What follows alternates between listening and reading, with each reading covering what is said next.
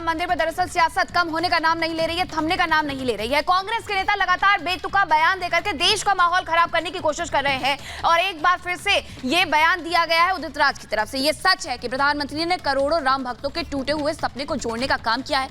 ऐसे में क्या कांग्रेस का बीजेपी को एजेंट बता देना सही है? इस रिपोर्ट में आपको दिखाते हैं।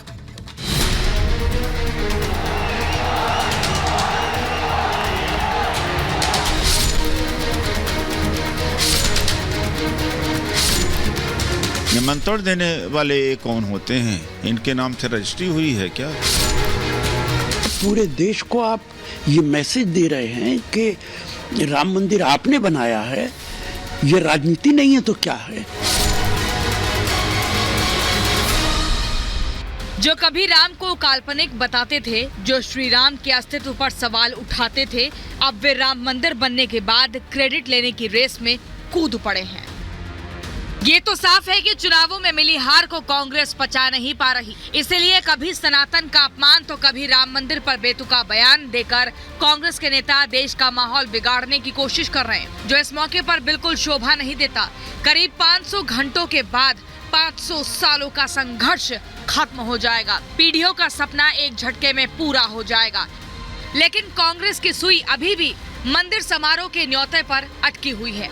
इसमें कोई दो राय नहीं है कि जिस संकल्प के साथ 2014 में बीजेपी ने देश में अपनी सरकार बनाई, अब वो संकल्प पूरा होता दिख रहा है। लेकिन कांग्रेस के नेता बीजेपी को ही एजेंट बता रहे हैं। ये तो धर्मनिरपेक्ष राष्ट्र है, अपनी मर्जी से करेंगे। वो एजेंट क्यों बनने की कोशिश कर रहे हैं? क्या कोई जानता नहीं क्या भगवान राम को? मुसलमानों को पता है उन्हें क्या करना है, हिंदुओं को पता है उन्हें काम करना है। बीच में ये लोग क्या कर रहे हैं? 2024 की तैयारी कर रहे हैं। राम मंदिर सुप्रीम कोर्ट के फैसले से बना है। राम मंदिर देश के तमाम लोगों का है, सिर्फ भारतीय जनता पार्टी का नहीं है। भारतीय जनता पार्टी तो ऐसा लगता है कि उस पे अपना कब्जा जमाना चाहती है। विश्व हिंदू परिषद आरएसएस का एक हिस्सा है। सब मिलकर 2024 के चुनाव की तैयारी कर रहे हैं और राम मंदिर का नाम इस्तेमाल कर रहे हैं। बीजेपी जहां करोड़ों राम भक्तों को मुफ्त में रामलला के दर्शन कराने की बात करती है, तो दूसरी तरफ कांग्रेस के नेता इसे मनुवाद की वापसी बताते हैं।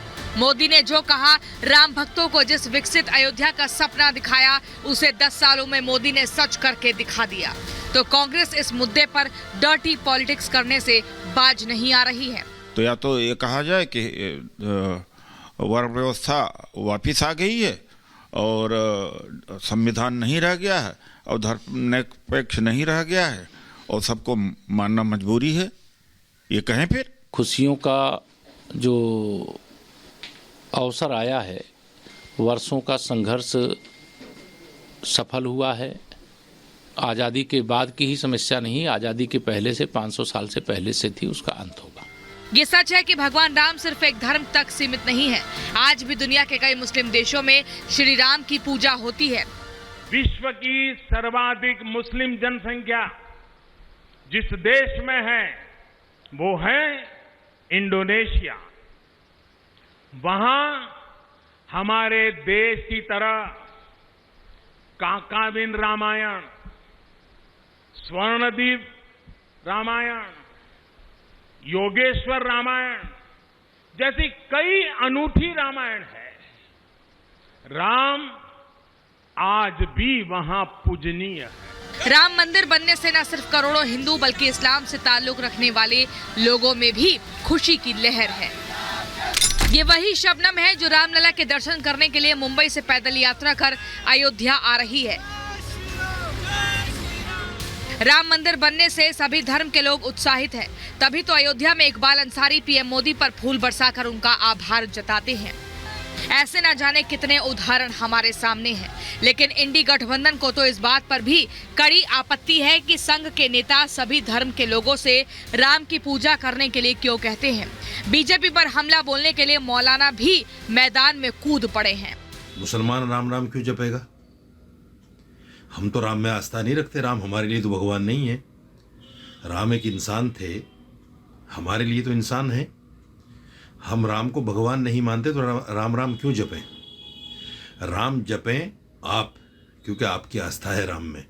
या राम जपें वो मुसलमान जो राष्ट्रीय मुस्लिम से जुड़े हुए हैं, जिनके पास दीन धर्म नहीं है, जिनके पास ईमान नहीं है। इंडिया अलायंस के नेताओं को इस मुद्दे पर समझाने के लिए केरल के राज्यपाल आरिफ मोहम्मद खान की बातें बिल्कुल फिट बैठती हैं। राम हमारी आवश्यकता है, हमारे जिससे हम सिर्फ अपने लिए नहीं, अपनी आने वाली नस्लों के चरित्र निर्माण का काम कर सके।